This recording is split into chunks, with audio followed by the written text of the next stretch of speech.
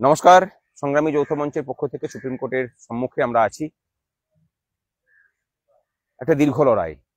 এসএসসির যোগ্যদের সাথে যে অন্যায় হয়েছিল সেই অন্যায়ের প্রতিবাদে আমরা সুপ্রিম কোর্টে এসে লড়াই করছিলাম এবং প্রথম দিন থেকে আমরা আমাদের অবস্থানটাকে ঠিক করেছিলাম। আমরা কোনো সময় 65B কে চ্যালেঞ্জের জায়গাতে আমরা ঢুকিনি, ইচ্ছা করে ঢুকিনি যে এইটাকে যোগ্যদের অন্তত ঢোকাটা উচিত নয়, কারণ সেই জায়গাটাতে আমরা চ্যালেঞ্জ করে না করে আমরা বরং ব্যাপারটাকে এড়িয়ে গিয়ে আমরা এই ব্যাপারটাকে পেশ করেছিলাম প্রথম থেকেই, যে আমাদের নামে যেহেতু কোনো অভিযোগ নেই সুতরাং আমাদেরকে মুক্তি দেওয়া হোক।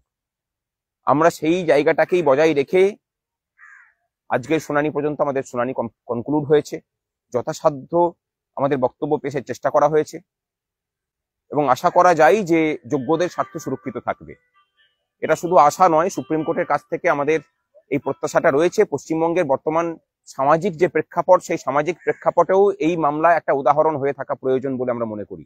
পশ্চিমবঙ্গে বর্তমানে দুর্নীতিটা সব থেকে বড় সমস্যা এবং দুর্নীতিগ্রস্তদেরকে রক্ষা করার জন্য সরকার যেভাবে প্রচেষ্টা চালিয়ে যাচ্ছে, এই রায়ে সেগ্রিগেশন যদি হয়, সেই সেগ্রিগেশন অন্তত যোগ্য অযোগ্যদের পৃথকীকরণের কাজটা যদি করে, তাহলে যেটা হবে যে এই যে দুর্নীতির যে সামাজিক ব্যাধি, সেই ব্যাধির সাথে যারা যুক্ত তাদের কাছে একটা ধাক্কা লাগবে।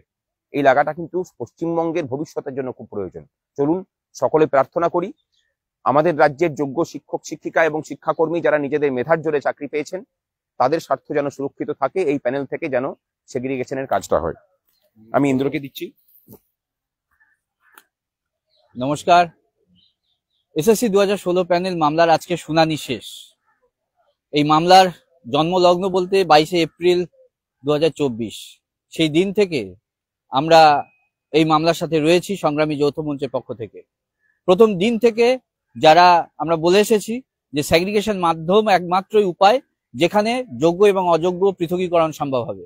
তাই সেগ্রিগেশনের মাধ্যমে আগামী দিনে যে জাজমেন্ট হতে চলেছে তা সেগ্রিগেশনের উপর নির্ভর করেই হবে।